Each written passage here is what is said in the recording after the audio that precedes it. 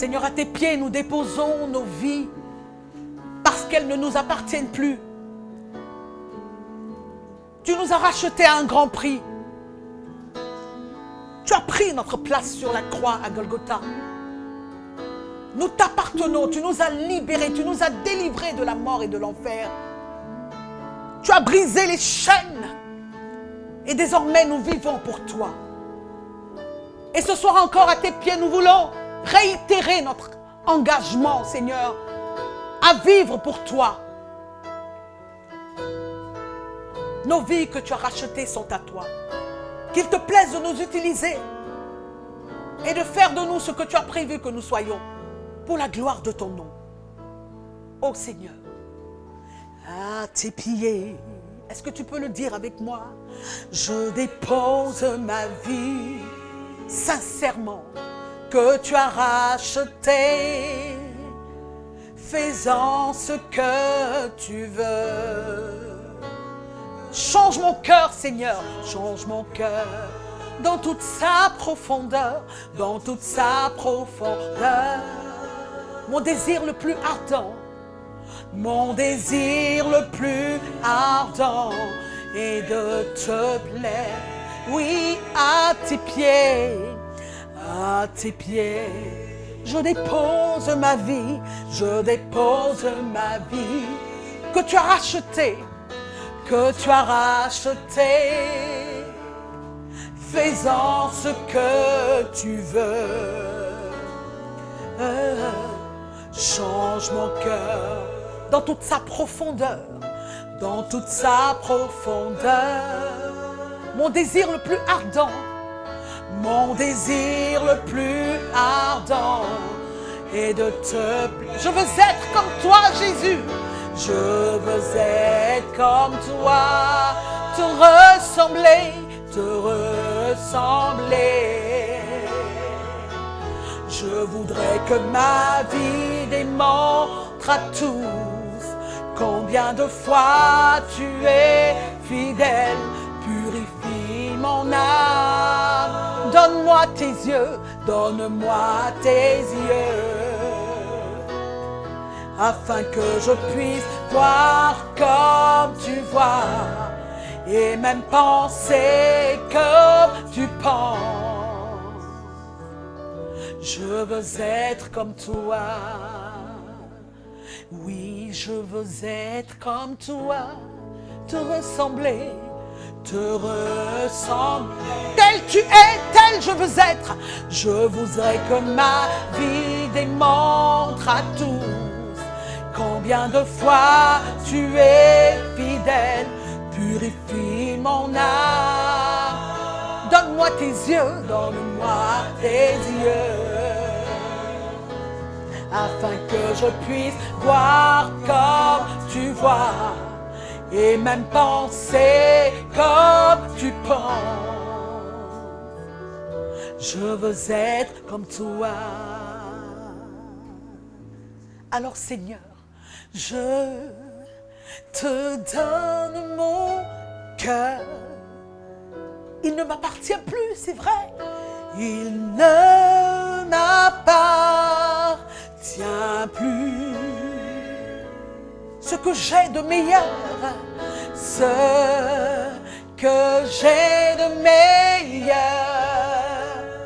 tout est à toi, Jésus.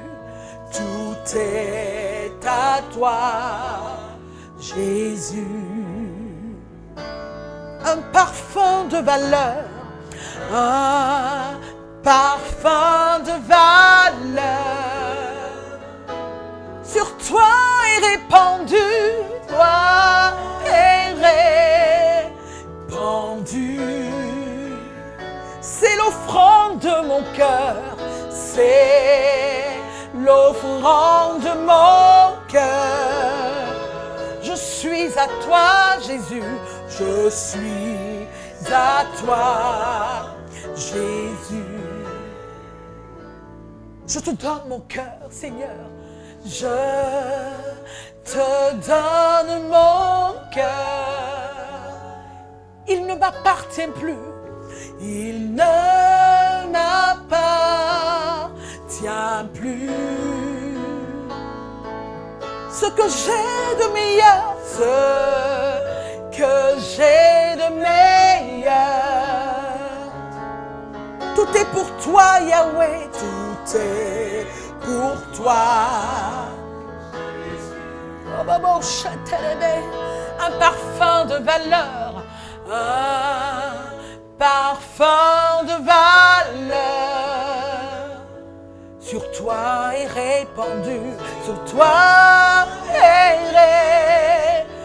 répandu. C'est l'offrande de mon cœur, c'est l'offrande de mon cœur. Je suis à toi, Jésus, je suis à toi, Jésus. Oui, prends mon cœur, prends mon âme. Je te donne tout, je te donne tout. Prends ma vie, prends ma vie, me voici, je te donne tout.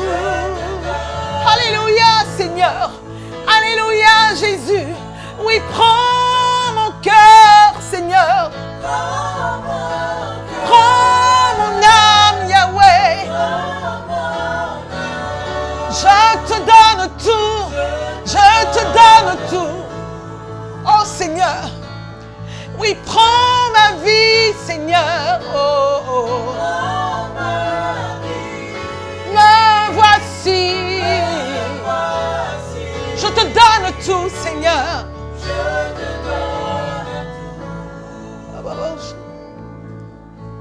ma vie est à toi, ma vie est à toi, tout à toi Seigneur, tout à toi. Mon cœur est à toi, mon cœur est à toi, tout à toi, tout à toi. Je me livre à toi, Seigneur, je me livre à toi, tout à toi. Tout à toi, ma vie est à toi, ma vie est à toi, tout à toi, tout à toi.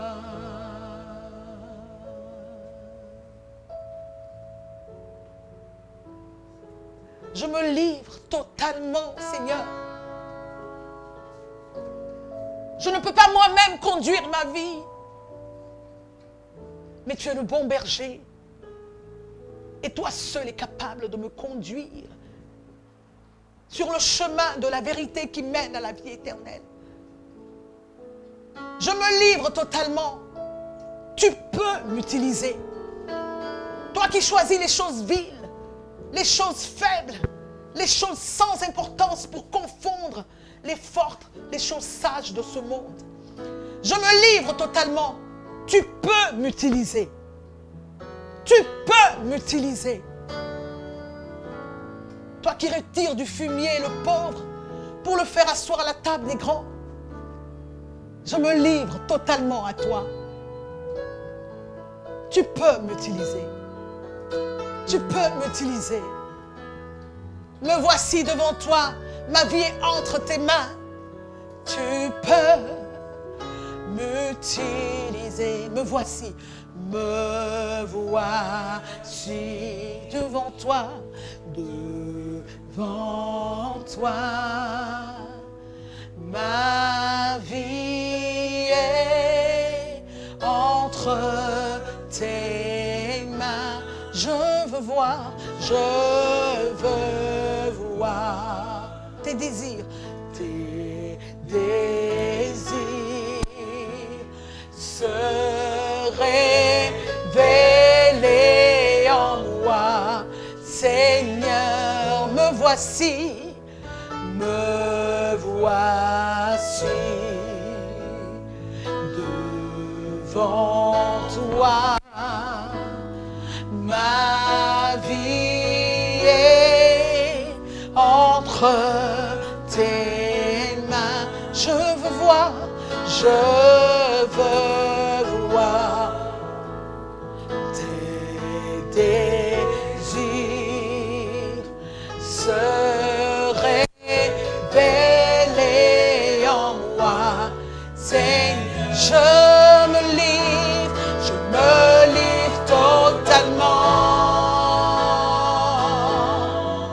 totalement à toi. Je me livre totalement. Tu peux. Je me livre totalement. Oui, je me livre totalement à toi. Je me livre totalement. Tu peux. Oui, je me livre totalement à toi. Yeshua, je me livre totalement.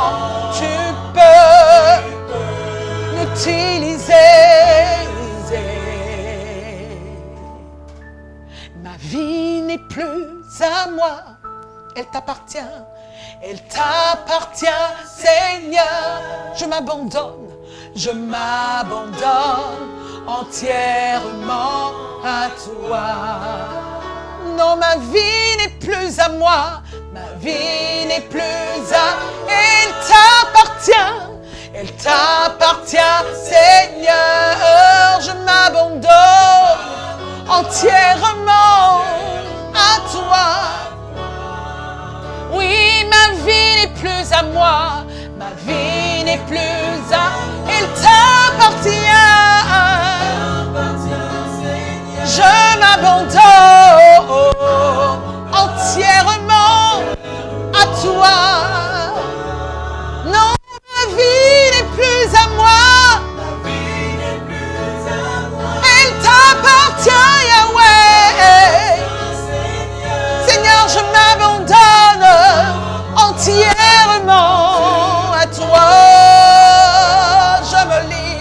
Je me livre totalement. Reçois l'offrande de ma vie. Reçois-moi, Papa. Et que sur moi descende le feu pour consumer l'offrande que je suis. Je me livre. Je me livre sur l'autel. Prends ma vie. Qu'elle soit un sacrifice de bonne odeur. Tu peux m'utiliser. Je me livre totalement à toi. Toi le maître de ma vie, Seigneur de ma vie. Je me livre totalement à toi.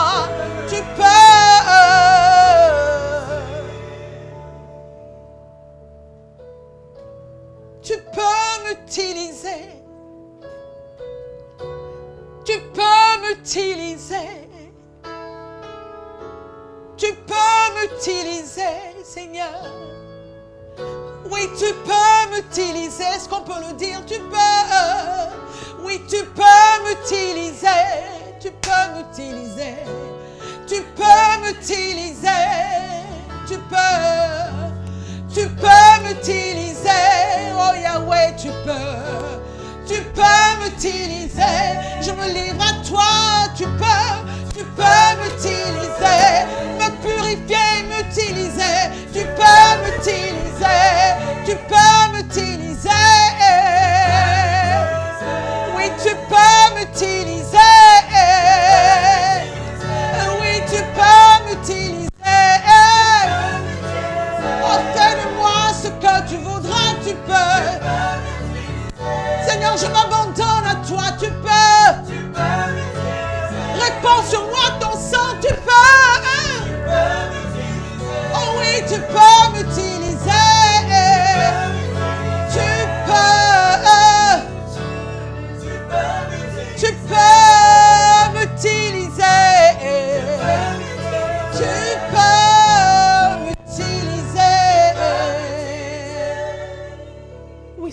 tu peux m'utiliser.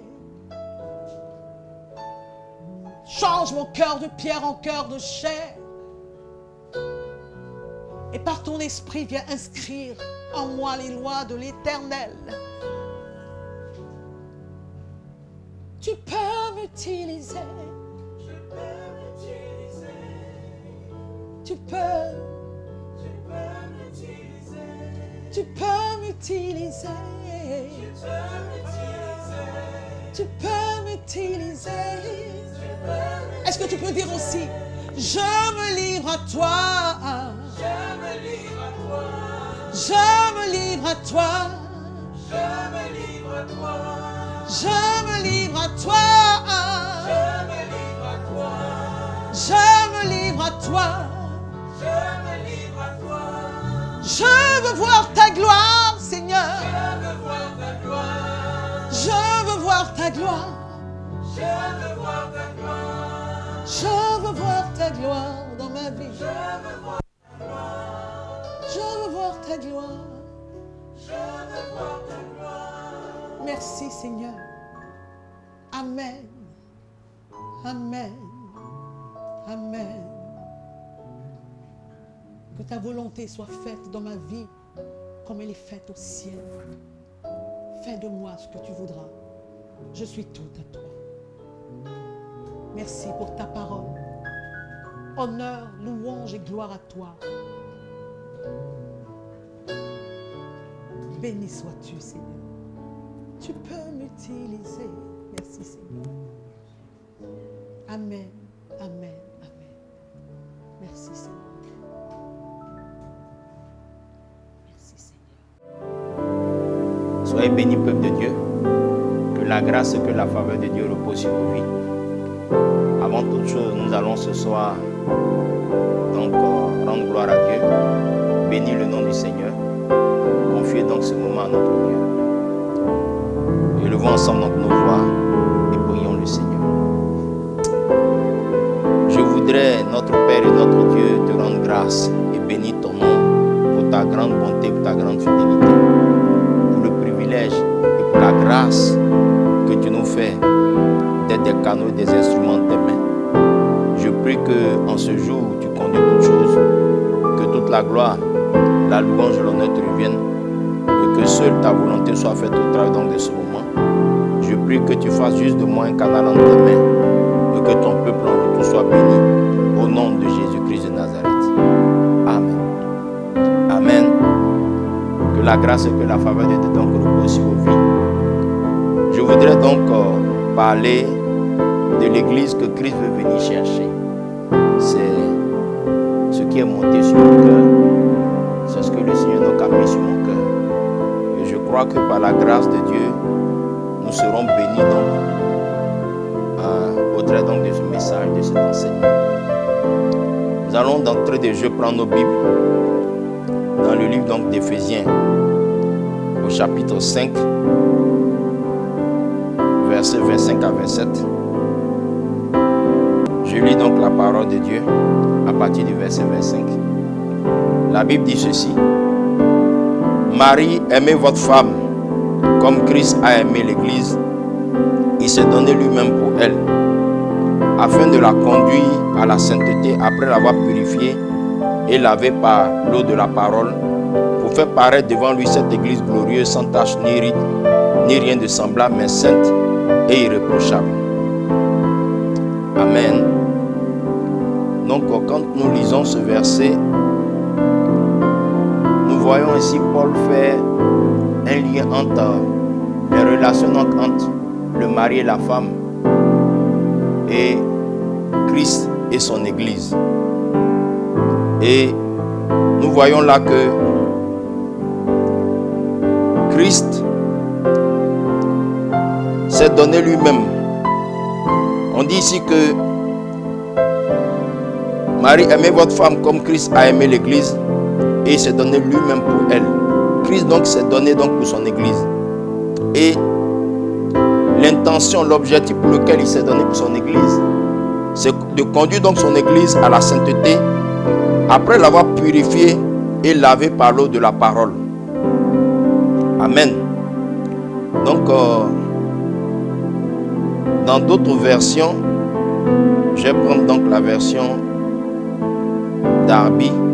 Nous allons comprendre encore par là ce que le Seigneur donc veut dire donc à son Église. Il dit ici, Marie, aimez vos propres femmes, comme aussi le Christ a aimé l'assemblée et s'est livré lui-même pour elle, afin qu'il la sanctifiât en la purifiant par le lavage d'eau de la parole. Ici, quand on parle donc de purifier l'Église par le lavage d'eau, on parle en réalité du baptême.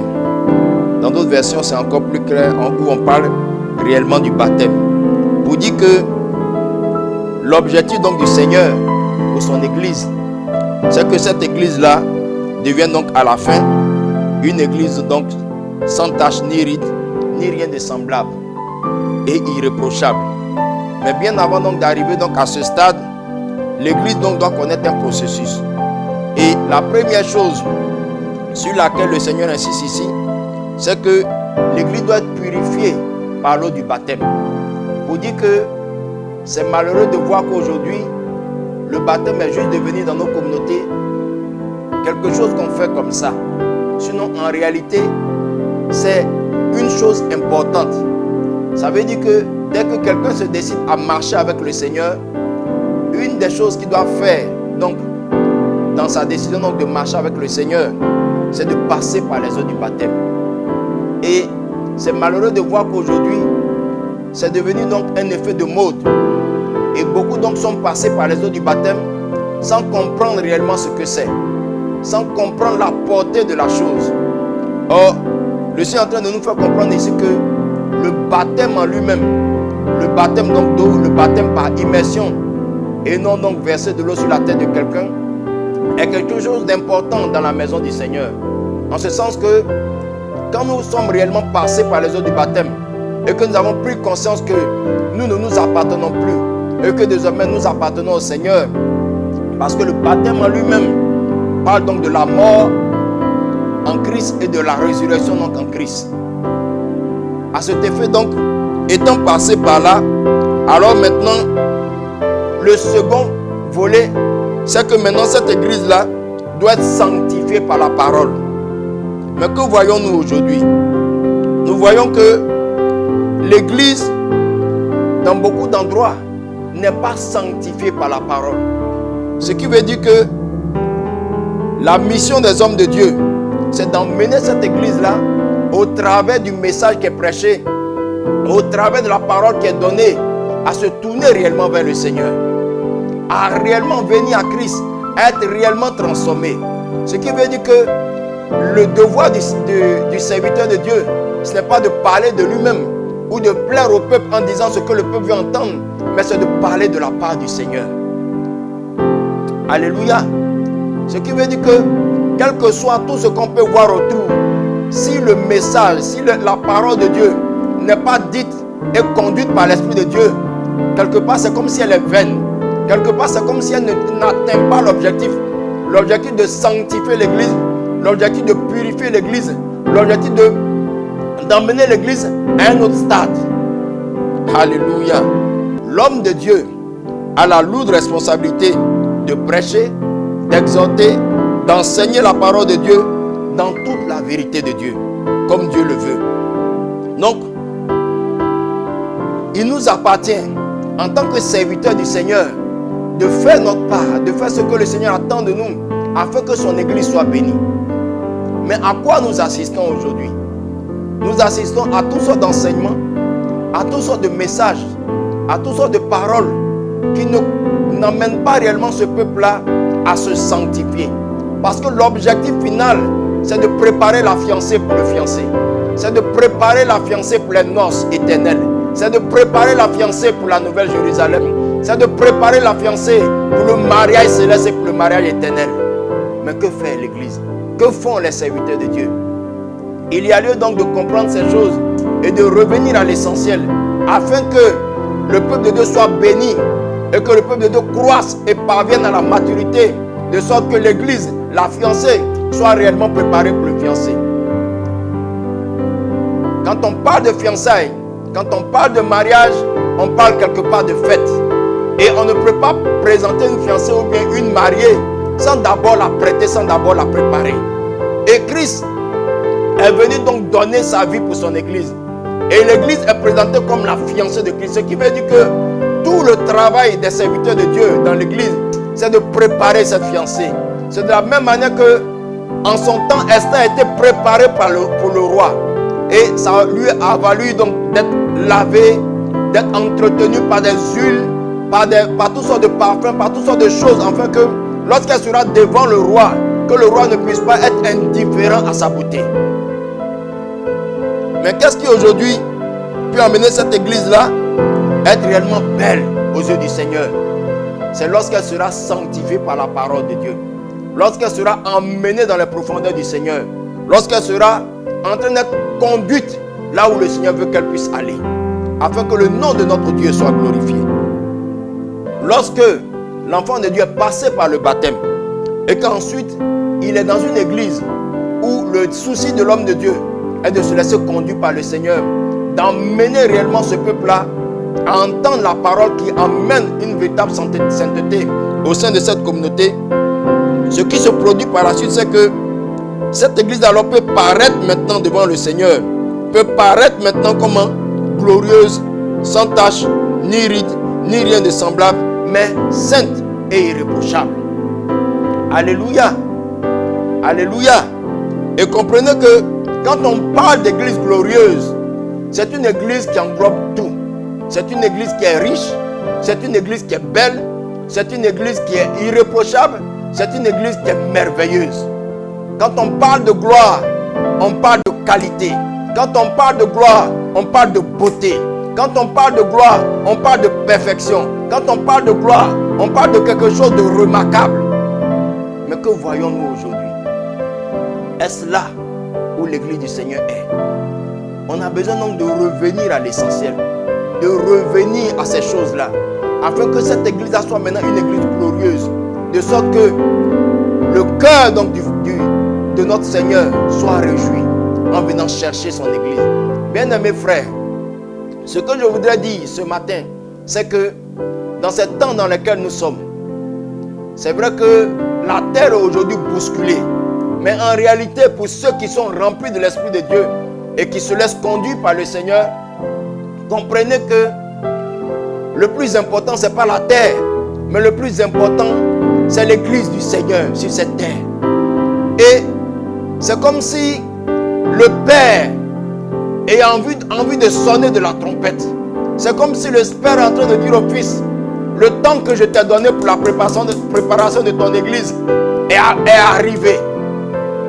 Et c'est comme si aussi le Fils est en train de plaider auprès du Père pour dire, Père, donne-moi encore du temps. Donne encore du temps à ton église. Parce qu'en réalité, l'église n'est pas encore prête pour le retour du Seigneur.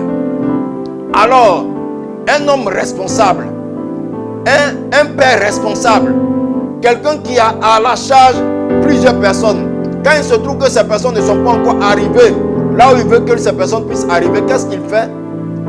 Il prend le temps d'emmener des situations, d'emmener des épreuves, d'emmener des difficultés, afin que ce peuple-là, ces personnes-là qui sont sous sa charge, puissent arriver au niveau où il veut que ce peuple-là puisse arriver. Donc comprenez que ces temps dans lesquels nous sommes, si nous ne comprenons pas, si nous ne saisissons rien de tout ce qui est en train d'arriver, peut-être que ce qui va encore arriver sera encore plus difficile que cela. Parce que tout simplement, Dieu veut venir. Christ veut venir chercher son église. Alors il se donne les moyens par toutes ces choses-là pour préparer sa communauté, pour préparer sa fiancée, pour préparer son épouse pour son retour. Alors, comprenons ces choses et faisons ce que le Seigneur attend de nous, de sorte que l'église soit prête pour le retour du Seigneur. Et dans Éphésiens chapitre 4, à partir du verset 11, il dit, c'est lui qui a donné les uns comme apôtres, les autres comme prophètes, les autres comme évangélistes, les autres comme bergers et enseignants. Il les a fait pour former les saints aux tâches du service, en vue de l'édification du corps. Ce qui veut dire que, en réalité, quand ceux qu'il a appelés comme évangélistes, apôtres, docteurs, prophètes, font réellement ce que le Seigneur attend d'eux. Ça emmène le corps, ça emmène l'église, ça emmène la fiancée à se mettre au travail. Parce qu'en réalité, toute personne qui est appelée dans la maison du Seigneur, qui a réellement donné sa vie au Seigneur, ne doit pas passer des années dans la maison de Dieu sans devenir utile à quelque chose dans la maison du Seigneur. C'est quand ce peuple-là devient maintenant utile, se met à servir, qu'alors nous arrivons maintenant où nous arrivons à l'édification du corps. Ce qui veut dire que si le corps aujourd'hui n'est pas réellement édifié, quelque part, il y a une part de responsabilité de ceux qui emmènent le message, mais aussi une part de responsabilité du peuple qui entend le message. Qu'est-ce que le peuple fait? Le peuple n'a-t-il pas reçu la parole du Seigneur? Le peuple n'a-t-il pas entendu la voix de Dieu? Est-ce que le peuple s'est levé? Est-ce que chaque frère, chaque soeur dans la maison du Seigneur est réellement en train de se mettre à sa place? Parce que quand nous nous mettons à notre place et que nous sommes en train de faire ce que le Seigneur veut, alors ce qui se produit, c'est que l'église parvient maintenant au stade de l'édification, au stade de la construction. Or, pour construire, il faut plusieurs personnes en même temps. C'est vrai que l'architecte donne le plan, mais il faut un chef maçon, il faut des ouvriers, il faut des personnes qualifiées dans tel domaine pour que la structure dans son ensemble soit bonne. Mais à quoi? Qu'est-ce que nous remarquons aujourd'hui? Nous voyons beaucoup de personnes qui fréquentent souvent nos assemblées juste le dimanche. Et à la fin de toutes ces choses, à la fin donc de nos rencontres, sont chez elles, attendant encore un autre dimanche, ou bien peut-être un autre mois encore pour revenir. Parce qu'en temps, elles peuvent peut-être regarder ou bien écouter des enseignements sur le net. Ce n'est pas une mauvaise chose, mais comprends que on a besoin d'être dans une assemblée. Et on a besoin de se rendre utile dans une assemblée. Et on a besoin de grandir dans une assemblée. Parce que l'assemblée nous permet de nous frotter et de nous connaître encore mieux. Alléluia. Nous avons besoin de ces choses, bien-aimés. Qu'est-ce que tu fais? Es-tu en train de te lever pour faire ce que le Seigneur attend de toi, afin que nous parvenions ensemble à l'édification du corps? L'édification du corps ne concerne pas seulement les hommes de Dieu, mais l'édification du corps, c'est un travail d'ensemble. C'est-à-dire que les hommes de Dieu donnent leur part. Et maintenant le peuple, après avoir entendu la parole, se met à faire ce que le Seigneur attend d'elle. Parce que personne ne peut venir dans la maison du Seigneur et être inutile, ce n'est pas possible. Le Dieu que je sers a un plan pour chaque homme dans sa maison. Il suffit seulement de se disposer et d'écouter le Seigneur. Il est sûr que le Seigneur va se révéler à toi par rapport à ce qu'il attend de toi dans sa maison. Et c'est ce qui fait que nous n'arrivons pas à nous construire et à réellement grandir. Même si nous recevons des enseignements de qualité, et qu'à la fin de ces enseignements de qualité, et que même si ces messages sont conduits par l'Esprit de Dieu, et que Dieu est réellement l'auteur donc de ces paroles, si le peuple quelque part ne joue pas son rôle, ne joue pas sa part, en se levant, après avoir entendu ces choses, pour se mettre à la disposition du Seigneur, pour faire ce que le Seigneur attend d'elle, bien-aimés frères, nous n'arriverons pas à la maturité. Nous n'arriverons pas à être construits, à être solidifiés, à nous emboîter les uns les autres et à devenir cette église que le Seigneur veut. Ce n'est pas possible. Chacun a sa part de responsabilité. Alléluia. Au verset 12, chapitre 4, il a fait pour former les saints aux tâches du service en vue de l'édification du corps de Christ. Jusqu'à ce que quoi? Nous parvenions tous à l'unité de la foi et de la connaissance du Fils de Dieu, à la maturité de l'adulte, à la mesure de la stature parfaite de Christ. Quand le peuple entend la parole et que le peuple se met à aussi se rendre utile entre les mains du Seigneur, qu'est-ce que ça provoque? L'intention ici, c'est que on puisse parvenir maintenant à quoi? À l'unité de la foi. On puisse parvenir aussi quoi? À la connaissance davantage du Fils.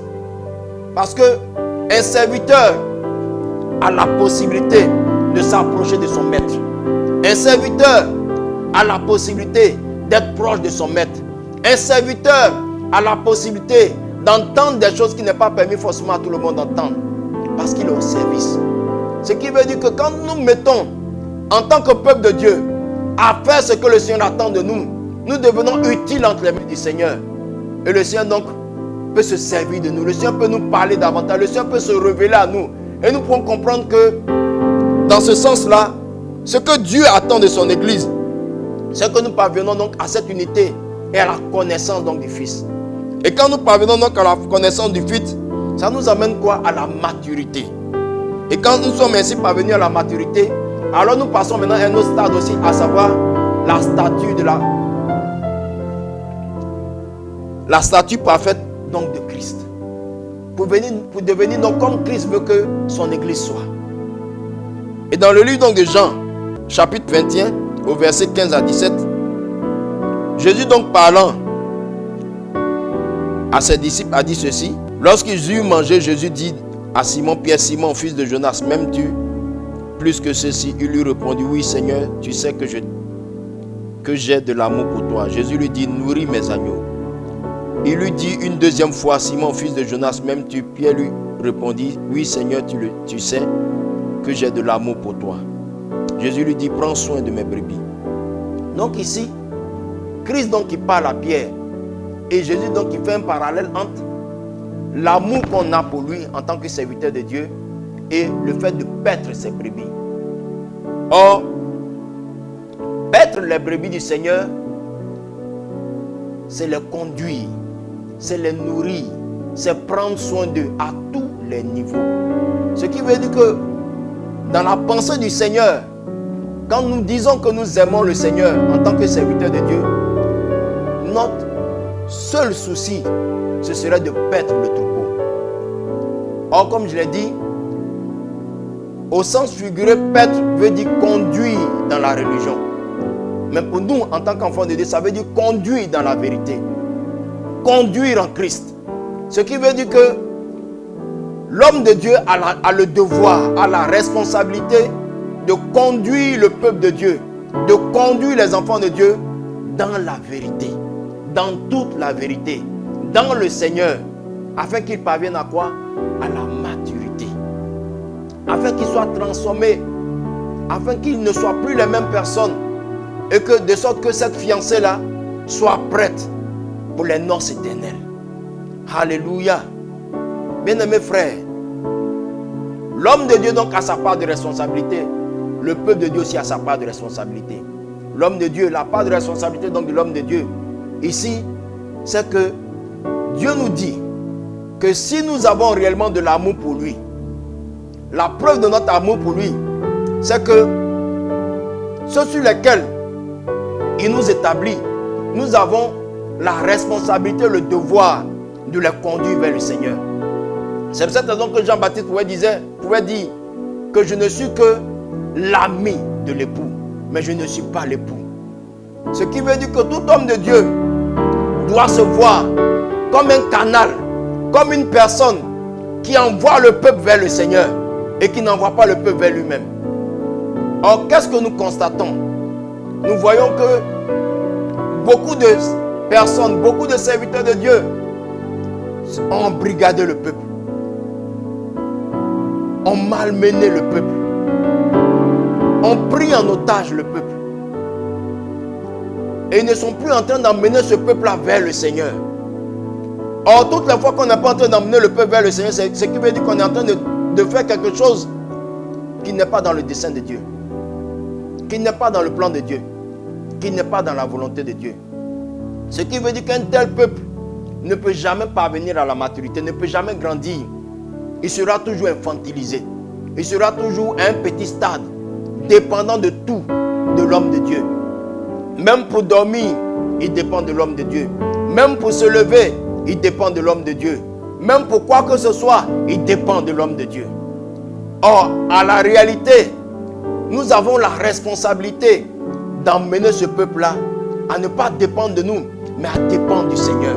C'est pour cette raison que nous sommes comme des canaux, comme des personnes qui conduisons ce peuple-là. Et non qu'ils les emmenons à nous, mais qu'ils les emmenons vers le Seigneur. C'est ce que le Seigneur attend donc de son Église. C'est ce que le Seigneur attend de ses serviteurs. Et aussi le peuple a le devoir de comprendre que quand ils sont enseignés comme Dieu le veut, il leur appartient maintenant de se lever et de faire ce que le Seigneur attend d'eux, afin que la maison du Seigneur soit construite et qu'à la fin, le Seigneur puisse avoir cette église glorieuse, sans tache, ni ride, ni rien de semblable, et irréprochable. Alléluia. Que toute la gloire, la louange et l'honneur reviennent à notre Dieu. Ce matin donc, c'est ce que le Seigneur a mis sur mon cœur. Et je veux bénir donc le Seigneur pour vos vies. Je veux bénir le Seigneur pour la vie de chacun de vous. Que le nom de notre Dieu soit glorifié et que toute la gloire lui revienne. Nous allons donc lever nos voix et nous allons prier. Nous allons dire à Dieu de nous aider. De nous aider à quelque niveau que nous soyons. Si nous sommes des hommes de Dieu, si nous sommes donc des frères dans le Seigneur, à comprendre notre responsabilité et à faire ce que le Seigneur attend de nous, afin que la fiancée soit prête pour les noces éternelles. Parce qu'il faut qu'elle soit prête. Et si elle n'est pas prête, le Seigneur, donc, comme je l'ai dit, peut emmener des choses encore plus difficiles pour secouer encore son église, jusqu'à ce que son église soit prête comme il le veut. Parce qu'il est à la porte. Parce que le temps presse. Et parce que le retour du Seigneur est plus imminent que jamais. Prions donc le Seigneur. Nous voulons te rendre grâce. Et nous voulons bénir ton Saint-Nom. Toi notre Père et toi notre Dieu. Pour ce que tu es, pour ce que tu fais. Que ton nom soit célébré, que ton nom soit glorifié. Que ton nom soit élevé, que ton nom soit exalté. Que ton nom soit béni, Seigneur. Nous prions que tu nous aides, chacun à son niveau, à faire ce que tu attends de lui. Les frères dans le Seigneur, à comprendre qu'ils ont besoin d'être enseignés dans la vérité. Mets dans le cœur de ton peuple une soif pour la vérité, une recherche effrénée pour la vérité. Et permets aussi que tes serviteurs puissent aussi avoir le désir de juste faire ce que tu attends d'eux, en donnant la parole qu'il faut, afin que ton peuple soit béni. Merci Seigneur pour ce jour, merci Seigneur pour ce moment, et bénis tous ceux qui nous écoutent dans leurs maisons respectives. Que ta grâce, que ta faveur, que ta paix ne leur fasse point défaut. Au nom de Jésus.